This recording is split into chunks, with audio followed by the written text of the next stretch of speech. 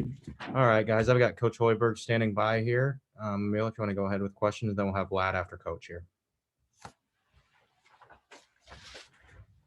right, we'll go ahead and start with Robin. Hey, Fred, I know the BTN guys kind of gave a rundown of Teddy's situation, but can you just kind of give us just an update on that situation? When you expect him to be back, and just how big of an impact his absence had tonight for you guys? Yeah, it's a decision that I made before the game. That's it. And we went with the other guys tonight. Again, I thought we had great effort from our team. We'll move past it. We'll reevaluate everything again tomorrow is when we get back to Lincoln and meet as a staff and put our prep together about how we're going to move forward against Wisconsin. But tonight it was a coach's decision. And, again, we'll reevaluate everything again tomorrow. And I guess what was the reasoning for Trevor Lakes to get the start? I just, the way we shot the ball in that first game, Trevor has been shooting the ball in practice. I mentioned it on the post-game show with Kent and Jake that, Shamil was one guy that didn't have any shutdown time and Trevor was the other one. So those guys have been getting more time in the gym. And, with Delano and Trey out there, I just wanted to get a couple floor spacers with them and, wanted to get Trevor out there and give him a chance. And, that's what this is about. It's what we're looking for moving forward with our future. Unfortunately, we couldn't get him a look early and, Lat got the two quick fouls and then, picked up the third one right away. But you see the impact when Lat's on the floor to be able to stretch it, making three, big threes for us. Some of those when we went on our run, Eduardo was phenomenal tonight. I thought he gave us terrific minutes and made some really good plays, to loosen up their pressure on some back cuts and played really hard and, had a great block and protected the rim. So, it's something moving forward where, it's going to be a decision, to get him some more minutes. Derek Walker was really tight in his chest in the game, nothing serious, but, it's just as we come back and, battle through this and try to rework our guys into shape and get their timing back, we're going to have some of that. So everybody's going to have to be ready when their name's called to go out and impact the game. But, I was proud of the effort fighting back. Unfortunately, when we do turn it on and fight back, we're generally down double digits. I'd love to see that thing even or have a couple point lead to where we can push it up and take a double digit lead because we're, certainly showing we're capable of doing it. But, I thought early they were too comfortable. They got off to an unbelievable start, made shots. But I think a lot of that had to do with, our grit just wasn't there. It wasn't the same as it was. I thought for 40 minutes against Michigan State, we really guarded them. Second half, we were really good on that end. They shot 30%. They missed 17 shots in a row at one point, but it was too late. And when we got that thing to 8 and missed 3 consecutive shots, including a dunk that could have cut it to 6, and then they went in their run. We missed 3 out of 4 free throws. One of those was the front end of a 1-and-1. And they made theirs, and that's how they extended it and put us away. But, I'd love to see us right there and then go on one of those runs where we can open up a double-digit lead on our end. All right, next up we have Chris. Hey, Fred, what do you think it'll take to get the offense on track? Is it just as simple as seeing the ball go through the basket a few times, or is it something more than that, or what are you seeing? Chris, we have to take care of the ball. I mean, we're just driving into a pile. Every day in practice, I do about 5 simple play drills where we drive it in, converge on the ball, jump stop, reverse pivot, pass the ball with 2 hands, catch the ball with 2 hands, drive the next one, come to a jump stop, draw the defense, make the play. But we're just driving that thing into a pile right now. And, it's beyond frustrating because when we move it, we're pretty damn good. And when we trust it and the guys have that level of trust out there, we're pretty damn good. But, the unfortunate thing when I look at it, Chris, I mean, we had 9 turnovers in our last game against Indiana. We had 8 against Michigan. We had 9 against Wisconsin. And then these 2 games back, you go 17 Michigan State, 18 tonight. You couple that with 16 offensive rebounds. And that's, you can't give a team that many extra chances. We're not good enough. We just, it's we have a very fine margin to win these games, and we're not giving ourselves a chance with all these turnovers, and they're mostly careless. Effort one's fine. I'm okay with that if it's an effort turnover, but it's just mindless mental mistakes that we need to correct, and that I thought we were doing a better job of after, a lot of games early where we had too many. But, if you have a negative assist to turnover ratio like we have, it's tough to win. All right, next up is Sam. Yeah, I wanted to ask about Andre. Maybe you don't always know what you're going to get sometimes when a true freshman comes into the game, but his sparks seem pretty considerable. How much more time did he get to earn going forward based on the way he played tonight?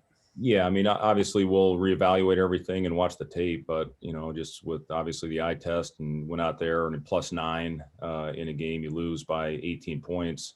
That shows that he's certainly deserving of more opportunity on the floor. And it is, when freshman, he was one of the early guys that caught it. He wasn't in this last group of 9, that had it. So again, he was able to do a little bit, at least, of activity, going into this. And, that might be some of it. Our guys obviously are still working some kinks out. They're, talking to coaches that have been through this. The second game is very difficult because you don't have your legs after really running on adrenaline for that first one. And then game 3, generally starts to get a little better. I'd love to have 2 days. We're going to have to take an off day tomorrow, which is ridiculous, but it is what it is.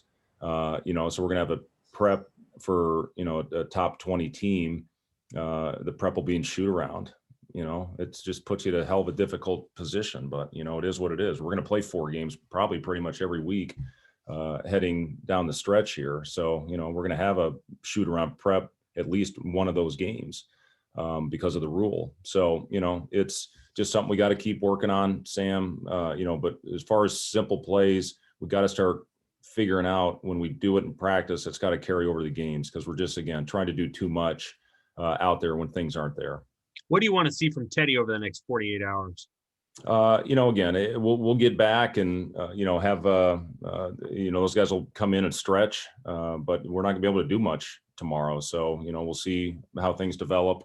We'll shoot around and then make the decision, moving forward on what a rotation is going to look like.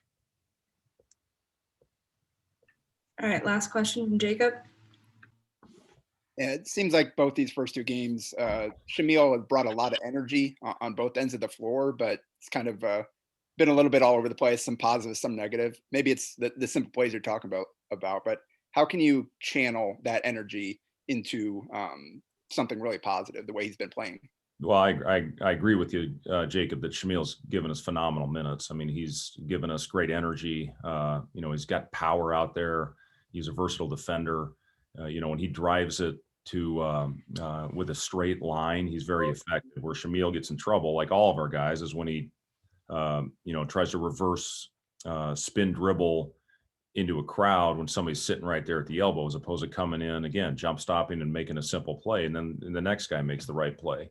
But yeah, he's again another guy that wasn't shut down, and again, it's showing the guys that weren't shut down, are the ones that are a little bit more sharp at this time. But yeah, Shamil, what did he play? 31 minutes.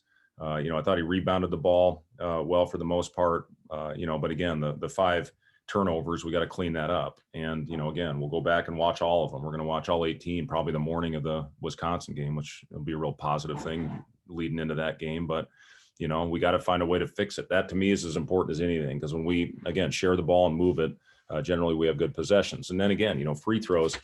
I think we've attempted more free throws than our opponent in league, and we haven't won a damn game. And we shot 25 again today to 22 for them. You outshoot Michigan State, generally one of the more physical teams in the country, and we outscored them by 20 in the paint. So we're doing some good things.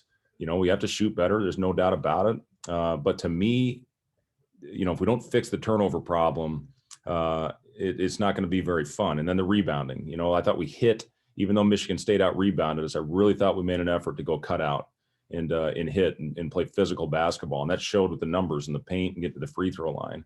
But yeah, I mean, Lat's important. When he picks up 3 fouls like he did in the first half tonight, it takes our best shooter off the court and they can shrink it in there. And that's when we had our turnover problems.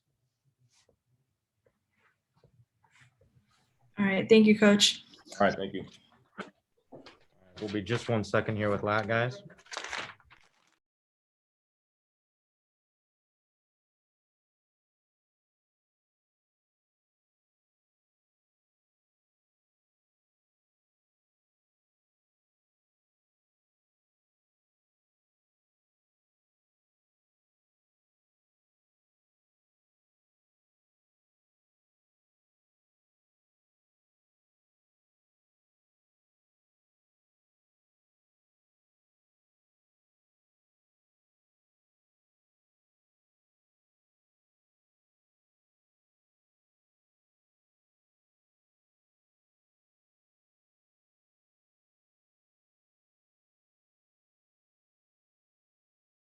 All right, guys, I got Lat here for some questions, Amelia. All right, guys, go ahead and drop in the chat if you have questions.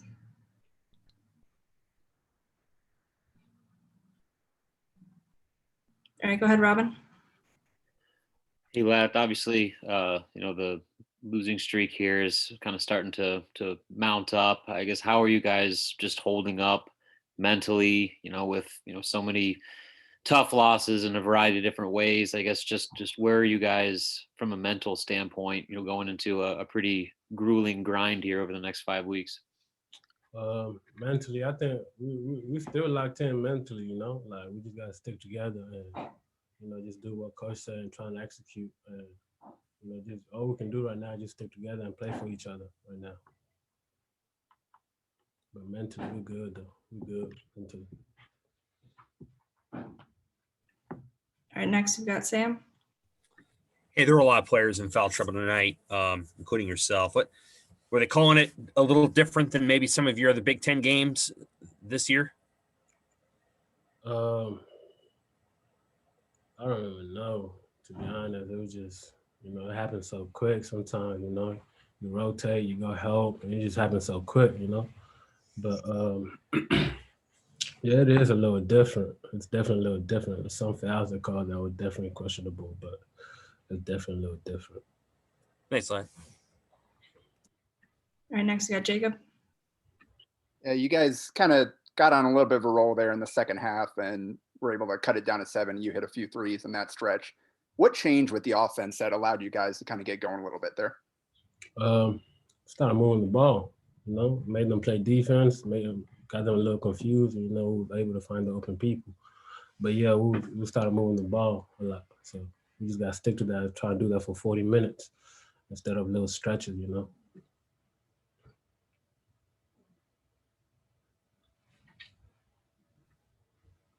Any more questions for Lat?